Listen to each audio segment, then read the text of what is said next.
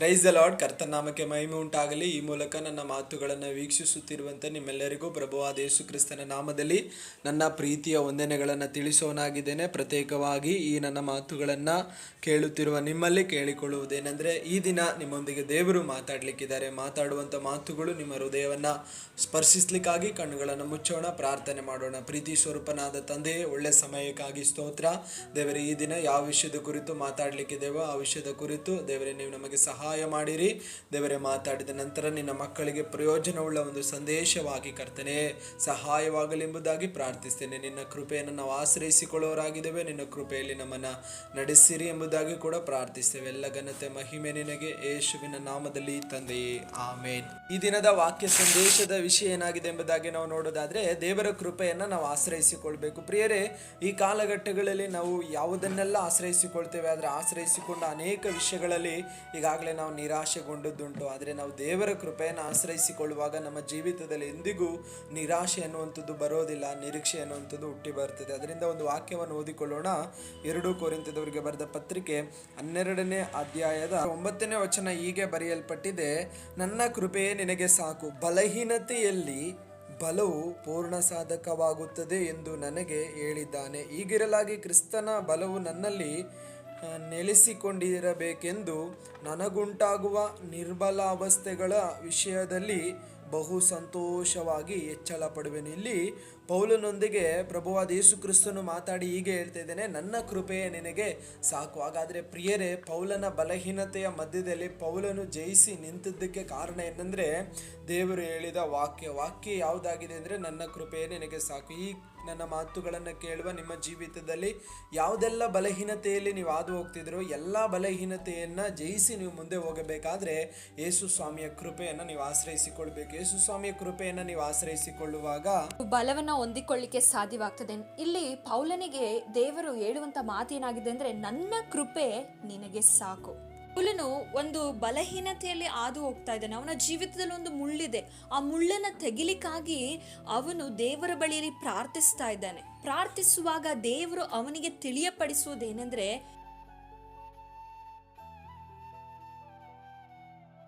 ನನ್ನ ಕೃಪೆ ನಿನಗೆ ಸಾಕು. ದೇವರ ವಾಕ್ಯದ ಮೂಲಕವಾಗಿ ಪೌಲನಿಗೆ ತಿಳಿಯಪಡಿಸ್ತಾ ಇದೆ, ನನ್ನ ಕೃಪೆ ನಿನಗೆ ಸಾಕು. ಇದರ ಅರ್ಥ ಏನಂದ್ರೆ, ನೀನು ದೇವರ ಕೃಪೆಯನ್ನು ಆಶ್ರಯಿಸಿಕೊ, ದೇವರ ಕೃಪೆ ಮಾತ್ರ ನಿನಗೆ ಸಾಕು ಎಂದು ಪೌಲನಿಗೆ ತಿಳಿಸ್ತಾ ಇದ್ದಾರೆ. ಹಾಗಾದರೆ ಪೌಲನ ರೀತಿಯಲ್ಲಿ ಅನೇಕ ವಿಧವಾದ ಬಲಹೀನತೆಯಲ್ಲಿ, ವೇದನೆಯಲ್ಲಿ, ನೋವುಗಳಲ್ಲಿ, ಸಂಕಟಗಳಲ್ಲಿ ನೀವು ಹಾದು ಹೋಗ್ತಾ ಇರಬಹುದು. ಆದರೆ ಆ ಸಮಯದಲ್ಲಿ ದೇವರ ವಾಕ್ಯವು ನಿಮಗೆ ತಿಳಿಯಪಡಿಸ್ತಾ ಇರುವುದೇನೆಂದರೆ, ದೇವರ ಕೃಪೆನ ಆಶ್ರಯಿಸಿಕೊಳ್ಳಿರಿ. ಯಾಕೆಂದರೆ ನಾವು ಉಳಿದಿರುವುದು, ನಾಶವಾಗದೇ ಇರುವುದು, ನಾವು ಈಗ ಇರುವುದು, ನಮ್ಮ ಜೀವಿತದಲ್ಲಿ ಅನೇಕ ಆಶೀರ್ವಾದಗಳನ್ನು, ಕಾರ್ಯಗಳನ್ನು ಹೊಂದಿಕೊಂಡಿರುವಂಥದ್ದು ದೇವರ ಕೃಪೆಯಿಂದಲೇ. ನಾವು ರಕ್ಷಣೆ ಹೊಂದಿರುವಂಥದ್ದು ದೇವರ ಕೃಪೆಯಿಂದಲೇ. ದೇವರ ಕೃಪೆ ಅನ್ನುವಂಥದ್ದು ನಮ್ಮನ್ನು ನಡೆಸುವಂಥದ್ದಾಗಿದೆ, ನಮ್ಮನ್ನು ಆಶೀರ್ವದಿಸುವಂಥದ್ದಾಗಿದೆ, ನಮ್ಮನ್ನು ಬಲಗೊಳಿಸುವಂಥದ್ದಾಗಿದೆ. ನಾವು ನೋಡ್ತೇವೆ, ಎಫೆಸದವರಿಗೆ ಬರೆದ ಪತ್ರಿಕೆ 2ನೇ ಅಧ್ಯಾಯ 8ನೇ ವಚನ ಹೀಗೆ ಹೇಳ್ತದೆ, ನಂಬಿಕೆಯ ಮೂಲಕ ಕೃಪೆಯಿಂದಲೇ ರಕ್ಷಣೆ ಹೊಂದಿದವರಾಗಿದ್ದೇವೆ. ಸೊ ಈ ರಕ್ಷಣೆ ಅನ್ನುವಂಥದ್ದು ನಮ್ಮಿಂದ ಉಂಟಾದದಲ್ಲ, ಅದು ದೇವರ ವರವಾಗಿದೆ. ನಂಬಿಕೆಯ ಮೂಲಕ ನಾವು ಕೃಪೆಯಿಂದ ರಕ್ಷಣೆ ಹೊಂದಿದ್ದೇವೆ. ಹಾಗಾದರೆ ದೇವರು ನಮಗೆ ರಕ್ಷಣೆಯನ್ನು ಕೊಟ್ಟ ದೇವರು ನಮ್ಮ ಜೀವಿತದಲ್ಲಿ ಬರುವಂತಹ ಸಮಸ್ಯೆಗಳಿಂದಲೂ ಕೂಡ ಆತನು ಬಿಡಿಸಲು ಶಕ್ತನಾಗಿದ್ದಾನೆ. ನಿಮ್ಮ ಜೀವಿತದಲ್ಲಿ ರೋಗದ ಮಂಚದಲ್ಲಿ ನೀವು ಇರಬಹುದು. ದೇವರ ಕೃಪೆಯನ್ನು ಆಶ್ರಯಿಸಿಕೊಳ್ಳಿರಿ. ದೇವರೇ, ನಿನ್ನ ಕೃಪೆ ನನಗೆ ಸಾಕು. ಇಂದು ಅನೇಕರು ಏನೆಲ್ಲ ಪ್ರಯತ್ನಗಳನ್ನು ಮಾಡಿ ಯಾವುದನ್ನೆಲ್ಲ ಆಶ್ರಯಿಸಿಕೊಳ್ತಾ ಇದ್ದಾರೆ. ಕೆಲವರು ಹಣವನ್ನು, ಜನರನ್ನು, ಹಾಗೆ ಸಂಬಂಧಗಳನ್ನು, ಮನುಷ್ಯರನ್ನು ಆಶ್ರಯಿಸಿಕೊಳ್ತಾ ಇದ್ದಾರೆ. ನೀವು ಮನುಷ್ಯರನ್ನು ಆಶ್ರಯಿಸಿಕೊಳ್ಳುವಾಗ ಮನುಷ್ಯರು ನಿಮ್ಮ ಹೃದಯಗಳನ್ನು ಒಡೆದು ನಿಮ್ಮ ಜೀವಿತದಲ್ಲಿ ಗಾಯಗಳನ್ನು ಉಂಟು ಮಾಡುವವರಾಗಿದ್ದಾರೆ. ಆದರೆ ದೇವರ ಕೃಪೆ ಅನ್ನುವಂಥದ್ದು ನಾವು ಗಾಯದಲ್ಲಿರುವಾಗ, ವೇದನೆಯಲ್ಲಿರುವಾಗ, ನೋವು ಸಂಕಟದಲ್ಲಿರುವಾಗ, ಪಾಪದಲ್ಲಿರುವಾಗಲೂ ನಮ್ಮನ್ನು ಮೇಲೆತ್ತಿ ನಮ್ಮನ್ನು ಕ್ಷಮಿಸಿ ಕರ್ತನೊಟ್ಟಿಗೆ ಐಕ್ಯವನ್ನು ಮಾಡುವಂಥದ್ದಾಗಿದೆ. ಹಾಗಾದರೆ ಕೀರ್ತನೆಗಳು 36:7ನೇ ವಚನ ಹೀಗೆ ಹೇಳ್ತದೆ, ದೇವರೇ, ನಿನ್ನ ಪ್ರೀತಿ ಎಷ್ಟು ಅಮೂಲ್ಯವಾದದ್ದು, ಮಾನವರು ನಿನ್ನ ರೆಕ್ಕೆಗಳ ಮರೆಯನ್ನು ಆಶ್ರಯಿಸಿಕೊಳ್ಳುತ್ತಾರೆ. ದೇವರೇ, ನಿನ್ನ ಪ್ರೀತಿ ಎಷ್ಟು ಅಪಾರವಾದದ್ದಾಗಿದೆ ಅಂದರೆ ಅದು ಎಣಿಸಲು ಸಾಧ್ಯವೇ ಇಲ್ಲ.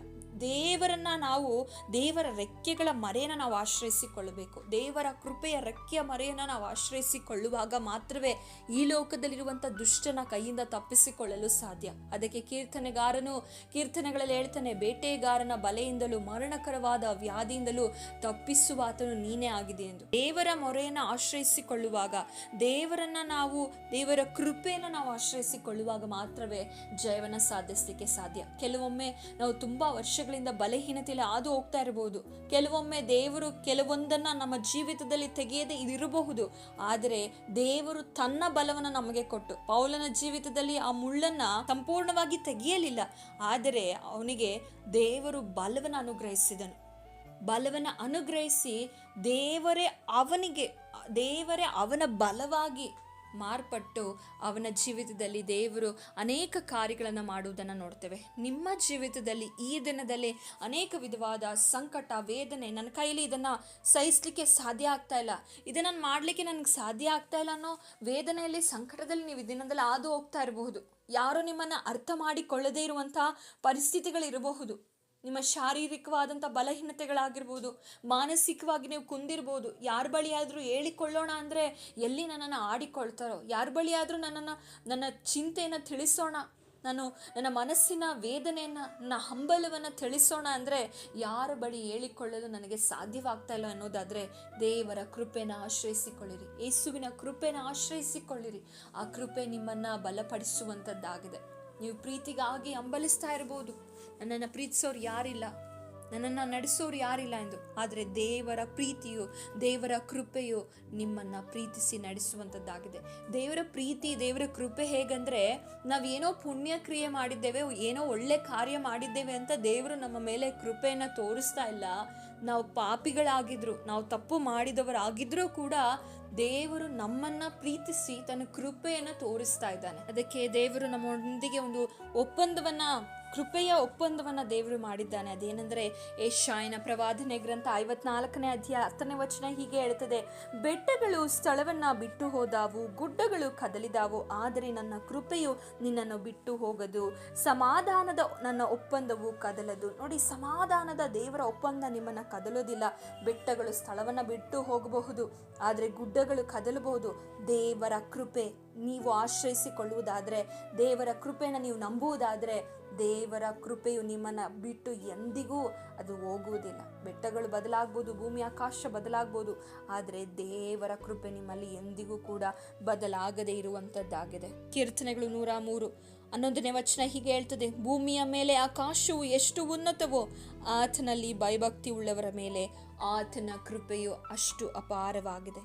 ಹಾಗಾದರೆ ದೇವರ ಒಂದು ಕೃಪೆ ಆತನಲ್ಲಿ ಭಯಭಕ್ತಿ ಉಳ್ಳವರನ್ನ ಮೇಲೆ ಅಪಾರವಾಗಿದೆ. ನೀವು ಈ ದಿನದಲ್ಲಿ ಭಯಭಕ್ತಿ ಉಳ್ಳವರಾಗಿ ನಡ್ಕೊಳ್ಳುವುದಾದರೆ, ಆ ಕೃಪೆ ಮೇಲೆ ಆಶ್ರಯಿಸಿಕೊಳ್ಳುವುದಾದರೆ, ಆ ಕೃಪೆ ನಿಮ್ಮ ಮೇಲೆ ಅಪಾರವಾಗಿರುವಂಥದ್ದಾಗಿದೆ. ಹಾಗೆ ಕೀರ್ತನೆ 103 8ನೇ ವಚನ ಹೇಳ್ತದೆ, ಯೆಹೋವನು ಕನಿಕರವು, ದಯೆಯು, ದೀರ್ಘಶಾಂತಿಯು, ಪೂರ್ಣ ಪ್ರೀತಿಯು ಉಳ್ಳವನು. ದಯೆಯುಳ್ಳ ದೇವರ ಮೇಲೆ ನಾವು ಆಶ್ರಯಿಸಿಕೊಳ್ಳುವಾಗ, ದಯೆಯುಳ್ಳ ದೇವರನ್ನು ನಾವು ಪ್ರೀತಿಸುವಾಗ, ದೇವರು ನಮ್ಮನ್ನು ನಡೆಸುವ ಆತನಾಗಿದ್ದಾನೆ. ದೇವರ ಕೃಪೆಯನ್ನು ಆಶ್ರಯಿಸಿಕೊಳ್ಳಿರಿ. ಯಾವುದರ ಮೇಲೆಯೋ ಭರವಸೆ ಇಟ್ಟು, ಯಾವುದರ ಮೇಲೆಯೋ ಆಶ್ರಯವಿಟ್ಟು, ನಾವು ಯಾವುದರ ಮೇಲೆಯೋ ಭರವಸೆ ಇಡುವುದಕ್ಕಿಂತ ದೇವರ ಕೃಪೆಯ ಮೇಲೆ ನಾವು ಭರವಸೆ ಇಡುವುದು ತುಂಬ ಒಳ್ಳೆಯದು. ಯಾವುದ್ಯಾವುದರ ಮೇಲೆ ನಾವು ನಂಬಿಕೆಯನ್ನು ಇಟ್ಟು, ಭರವಸೆಯನ್ನು ಇಟ್ಟು ನಮ್ಮ ಜೀವಿತದಲ್ಲಿ ಸೋಲುಗಳನ್ನು ಅನುಭವಿಸದೆ ನಾವು ದೇವರ ಕೃಪೆಯನ್ನು ಆಶ್ರಯಿಸಿಕೊಳ್ಳೋದಾದರೆ, ದೇವರ ಕೃಪೆಯ ಮೇಲೆ ನಾವು ಭರವಸೆ ಇಡೋದಾದರೆ, ಖಂಡಿತವಾಗಲೂ ದೇವರು ತನ್ನ ಕೃಪೆಯಲ್ಲಿ ನಮ್ಮನ್ನು ನಡೆಸುವನಾಗಿದ್ದಾನೆ. ಕೀರ್ತನೆ 32 10ನೇ ವಚನದಲ್ಲಿ ಹೀಗೆ ಬರೆಯಲ್ಪಟ್ಟಿದೆ, ಯೆಹೋವನಲ್ಲಿ ಭರವಸೆ ಇಟ್ಟವರನ್ನು ಆತನ ಕೃಪೆಯು ಆವರಿಸಿಕೊಳ್ಳುವುದೆಂಬುದಾಗಿ. ಹಾಗಾದರೆ ದೇವರ ಕೃಪೆ ಮೇಲೆ ನಂಬಿಕೆ ಇಟ್ಟು ಅದನ್ನು ಭರವಸೆಯಿಂದ ಸ್ವೀಕರಿಸುವವನ ಮೇಲೆ ದೇವರ ಕೃಪೆಯು ಆವರಿಸಿಕೊಳ್ಳುವುದು. ಯೆಹೋವನ ಮೇಲೆ ಭರವಸೆ ಇಡುವವರನ್ನ ಆತನ ಕೃಪೆಯು ಆವರಿಸಿಕೊಳ್ಳುವುದು. ಹಾಗಾದರೆ ಪ್ರಿಯರೇ, ನೀವು ದೇವರನ್ನ ನಂಬುವಾಗ, ದೇವರ ಮೇಲೆ ಭರವಸೆ ಇಡುವಾಗ, ದೇವರ ಕೃಪೆ ಅನ್ನುವಂಥದ್ದು ನಿಮ್ಮನ್ನು ಆವರಿಸಿಕೊಳ್ಳುವಂಥದ್ದಾಗಿರ್ತದೆ. ದೇವರ ಕೃಪೆ ನಿಮ್ಮನ್ನು ಆವರಿಸಿಕೊಳ್ಳೋದಾದರೆ, ನಿಮ್ಮ ಎಲ್ಲ ಬಲಹೀನತೆಗಳಲ್ಲಿ, ನಿಮ್ಮ ಎಲ್ಲ ಸೋಲುಗಳಲ್ಲಿ ಅದು ನಿಮ್ಮನ್ನು ಜಯಶಾಲಿಯಾಗಿ ನಡೆಸುವಂಥದ್ದು. ನಿಲ್ಲಿಸುವಂಥದ್ದಾಗಿದೆ. ಪ್ರಿಯರೇ, ನಾವು ದೇವರ ಕೃಪೆಯನ್ನ ಯಾವಾಗ ಅದರ ಮೇಲೆ ಭರವಸೆ ಇಟ್ಟು ಆಶ್ರಯಿಸಿಕೊಳ್ತೇವೋ ಆಗ ಈ ಲೋಕದಲ್ಲಿ ಅನೇಕ ಮೇಲುಗಳನ್ನು ನಾವು ಕಾಣಬಹುದು. ದೇವರ ಕೃಪೆ ನಮ್ಮನ್ನ ಸಮೃದ್ಧಿಕರವಾದ ಜೀವಿತಕ್ಕೆ ನಡೆಸುವಂಥದ್ದಾಗಿದೆ. ದೇವರ ಕೃಪೆಯನ್ನು ನಾವು ಆಶ್ರಯಿಸಿಕೊಳ್ಳುವಾಗ ನಮಗೆ ವಿರೋಧವಾಗಿ ಬರುವ ಅನೇಕ ಶಕ್ತಿಗಳನ್ನು ನಾವು ಜಯಿಸಬಹುದು. ದೇವರ ಕೃಪೆಯನ್ನು ಆಶ್ರಯಿಸಿಕೊಂಡು ದಾವೀದನು ಗೋಲಿಯಾತನನ್ನು ಜಯಿಸಿ ಆತನನ್ನು ಎದುರಿಸಿದ್ದನ್ನು ನಾವು ನೋಡ್ತೇವೆ. ದೇವರ ಕೃಪೆಯಲ್ಲಿ ನಾವು ಭರವಸೆ ಇಡುವಾಗ ನಮಗೆ ಶತ್ರು ಹಾಕುವಂಥ ಎಲ್ಲ ಆಯುಧಗಳ ಮೇಲೆ ನಾವು ಜಯಶಾಲಿಗಳಾಗಿ ನಿಲ್ಬಹುದು. ಶತ್ರು ಅನೇಕ ಆಯುಧಗಳನ್ನು ಉಪಯೋಗಿಸಿಕೊಂಡು ನಮ್ಮನ್ನು ಸೋಲಿಸಲಿಕ್ಕೆ ಬರುವಾಗ ನಾವು ದೇವರ ಕೃಪೆಯನ್ನು ಆಶ್ರಯಿಸಿಕೊಂಡು ನಿಂತರೆ ಸಾಕು, ದೇವರ ಕೃಪೆಯಲ್ಲಿ ಭರವಸೆ ಇಟ್ಟರೆ ಸಾಕು, ಅವೆಲ್ಲವನ್ನ ಜಯಿಸಿ ಮುಂದೆ ಹೋಗ್ಲಿಕ್ಕೆ ಸಾಧ್ಯವಾಗ್ತದೆ. ನಂತರ ನಾವು ದೇವರ ಕೃಪೆಯಲ್ಲಿ ನಮ್ಮ ಕುಟುಂಬದ ಅನೇಕ ಬಲಹೀನತೆಗಳನ್ನು ನಾವು ಜಯಿಸಬಹುದು. ದೇವರ ಕೃಪೆಯಲ್ಲಿ ನಾವು ನಂಬಿಕೆ ಇಟ್ಟು ಮುಂದೆ ಹೋಗುವಾಗ, ಅದರ ಮೇಲೆ ಭರವಸೆ ಇಡುವಾಗ ಕುಟುಂಬದಲ್ಲಿ ಅನೇಕ ಪರಿಸ್ಥಿತಿಗಳು, ನಮಗೆ ಆರೋಗ್ಯ ಸಮಸ್ಯೆ ಇರ್ಬೋದು, ಒಂದು ವೇಳೆ ಬೇರೆ ಬೇರೆ ಇನ್ನಿತರ ಸಮಸ್ಯೆಗಳಿರ್ಬೋದು, ಕೆಲಸದ ವಿಷಯದಲ್ಲಿ, ಮಕ್ಕಳ ಎಜುಕೇಶನ್ ವಿಷಯದಲ್ಲಿ, ಎಂಥ ಸಮಸ್ಯೆಗಳ ಮಧ್ಯದಲ್ಲಿಯೂ ಕೂಡ ದೇವರ ಕೃಪೆ ಎನ್ನುವಂಥದ್ದು ನಮ್ಮನ್ನ ಮೇಲೆತ್ತಿ ನಿಲ್ಲಿಸುವಂಥದ್ದಾಗಿದೆ. ಎಲ್ಲವನ್ನ ಜಯಿಸಿ ಮುಂದೆ ಹೋಗಲಿಕ್ಕೆ ಸಹಾಯ ಮಾಡುವಂಥದ್ದಾಗಿದೆ. ಹಾಗಾದ್ರೆ ಬೇರೆ ಯಾವುದರ ಮೇಲೂ ಭರವಸೆ ಇಟ್ಟು, ಬೇರೆ ಯಾವುದನ್ನೋ ನಂಬಿ, ಬೇರೆ ಯಾವುದನ್ನೋ ಆಶ್ರಯಿಸಿಕೊಂಡು ನಿಮ್ಮ ಜೀವಿತವನ್ನ ಬಲಹೀನವಾಗಿ ಮಾರ್ಪಡಿಸಿಕೊಳ್ಳದೆ ನೀವು ಭರವಸೆ ಇಡಬೇಕಾದ ಒಂದು ವಿಷಯ ಏನಂದ್ರೆ ದೇವರ ಕೃಪೆ. ನೀವು ದೇವರ ಕೃಪೆಯಲ್ಲಿ ಯಾವಾಗ ಭರವಸೆ ಇಡ್ತೀರೋ ಆಗ ಆ ದೇವರ ಕೃಪೆ ನಿಮ್ಮನ್ನು ಎಲ್ಲದರ ಮೇಲೆ ಜಯಿಸಲಿಕ್ಕೆ ಸಾಧ್ಯವಾಗ್ತದೆ. ಅದಕ್ಕೆ ಪೌಲನು ಆ ದೇವರ ಕೃಪೆಯನ್ನು ಆಶ್ರಯಿಸಿಕೊಂಡಾಗ ತನ್ನ ಶಾರೀರಿಕವಾಗಿರುವ ಎಲ್ಲ ಬಲಹೀನತೆಗಳನ್ನು ಮರೆತು ಆತನು ಕರ್ತನ ಸೇವೆಯನ್ನು ಅಧಿಕವಾಗಿ ಮಾಡಿದ್ದನ್ನು ನಾವು ನೋಡ್ತೇವೆ. ನಾವು ಕೂಡ ದೇವರ ಕೃಪೆಯನ್ನು ಆಶ್ರಯಿಸಿಕೊಳ್ಳುವಾಗ ಶಾರೀರಿಕವಾಗಿ ಏನೆಲ್ಲ ಬಲಹೀನತೆಗಳು ಬಂದರೂ ಕೂಡ ಅವೆಲ್ಲವನ್ನ ಜಯಿಸಿ ನಾವು ಮುಂದೆ ಹೋಗ್ಲಿಕ್ಕೆ ಸಾಧ್ಯವಾಗ್ತದೆ. ಹಾಗಾದ್ರೆ ದೇವರ ಕೃಪೆಯನ್ನು ಆಶ್ರಯಿಸಿಕೊಳ್ಳೋಣ. ದೇವರ ಕೃಪೆ ಬಗ್ಗೆ ತಿಳಿದುಕೊಳ್ಳುವಾಗ ಒಂದನ್ನ ನೆನಪಿನಲ್ಲಿ ಇಟ್ಕೊಳ್ಬೇಕು, ಯಾವುದಕ್ಕೆ ನಾವು ಅರ್ಹರಲ್ವೋ ಅದನ್ನ ದೇವರು ನಮಗೆ ಕೊಡುವಂಥದ್ದೇ ಆತನ ಕೃಪೆಯಾಗಿದೆ. ಯೋಗ್ಯತೆ ಇಲ್ಲದೆ ಇರುವ ಸ್ಥಳದಲ್ಲಿ ನಮ್ಮನ್ನು ಯೋಗ್ಯರಾಗಿ ನಿಲ್ಲಿಸುವಂಥದ್ದೇ ದೇವರ ಕೃಪೆಯಾಗಿದೆ. ಪ್ರಿಯರೇ, ದೇವರ ಕೃಪೆಯಲ್ಲಿ ನಾವು ಆಶ್ರಯಿಸೋಣ, ದೇವರ ಕೃಪೆಯಲ್ಲಿ ಭರವಸೆ ಇಡೋಣ, ದೇವರ ಕೃಪೆಯಲ್ಲಿ ನಮ್ಮ ಜೀವಿತವನ್ನು ನಾವು ಒಪ್ಪಿಸಿಕೊಡೋಣ. ಆಗ ನಮ್ಮ ಜೀವಿತವು ತುಂಬ ಸಂತೋಷವಾಗಿ, ಸಮಾಧಾನವಾಗಿ ನಮ್ಮನ್ನು ಮುನ್ನಡೆಸುವಂತಾಗಿರ್ತದೆ. ದೇವರ ಕೃಪೆಯಲ್ಲಿ ನೀವೆಲ್ಲರೂ ಭರವಸೆ ಇಟ್ಟು ಆತನನ್ನು ಆಶ್ರಯಿಸಿಕೊಂಡು ಮುನ್ನಡಿತೀರಾ ಎಂಬುದಾಗಿ ನಂಬಿ ನಿಮಗೋಸ್ಕರ ಪ್ರಾರ್ಥನೆ ಮಾಡ್ತೇನೆ. ಕಣ್ಣುಗಳನ್ನು ಮುಚ್ಚೋಣ, ನಾವು ಪ್ರಾರ್ಥನೆ ಮಾಡೋಣ. ಪ್ರೀತಿ ಸ್ವರೂಪನ ತಂದೆ, ಒಳ್ಳೆ ಸಮಯಕ್ಕಾಗಿ ಸ್ತೋತ್ರ. ನಿನ್ನ ಮಕ್ಕಳು ಯಾರೆಲ್ಲ ದೇವರ ಕೃಪೆಯ ಆ ವಿಷಯದಲ್ಲಿ ಕೇಳಿದಾರೋ ಅವರೆಲ್ಲರೂ ಕೂಡ ನಿನ್ನಲ್ಲೇ ನೆಲೆಗೊಂಡಿದ್ದು, ದೇವರ ಕೃಪೆಯಲ್ಲಿ ನೆಲೆಯಾಗಿದ್ದು ಮುಂದೆ ಹೋಗುವ ಹಾಗೆ ಕೃಪೆ ಕೊಡಿರಿ. ನಿನ್ನ ಆ ಕರ್ತನೆ ಆಶ್ರಯಿಸಿಕೊಂಡು ನಿನ್ನ ಕೃಪೆಯನ್ನು ಆ ಕರ್ತನೆ ಭರವಸೆ ಇಟ್ಟು ದೇವರೇ ನಿನ್ನ ಕೃಪೆಯಲ್ಲಿ ಕರ್ತನೆ ಎಲ್ಲ ವಿಷಯಗಳನ್ನು ಜಯಿಸಿ ನಿನ್ನ ಮಕ್ಕಳು ಮುಂದೆ ಬರುವ ಹಾಗೆ ಕೃಪೆ ಕೊಡಿರಿ. ಎಲ್ಲ ಘನತೆ ಮಹಿಮೆ ನಿನಗೆ, ಯೇಸುವಿನ ನಾಮದಲ್ಲಿ ತಂದೆಯೇ, ಆಮೇನ್ ಆಮೇನ್. ಈ ವಾಕ್ಯದ ಮೂಲಕ ನಿಮ್ಮನ್ನು ಆಶೀರ್ವದಿಸಲಿ. ನೀವು ಕೇಳಿದಾಗ ಅನೇಕರು ಈ ದೇವರ ವಾಕ್ಯನ ಕೇಳಲಿಕ್ಕಾಗಿ ಅನೇಕರಿಗೆ ಕಳಿಸಿಕೊಡಿರಿ. ಅವರು ಕೂಡ ದೇವರ ಕೃಪೆಯನ್ನು ಆಶ್ರಯಿಸಿ ದೇವರ ಕೃಪೆಯಲ್ಲಿ ಭರವಸೆ ಇಡಲಿ. Praise the Lord. Amen. God bless you. Amen.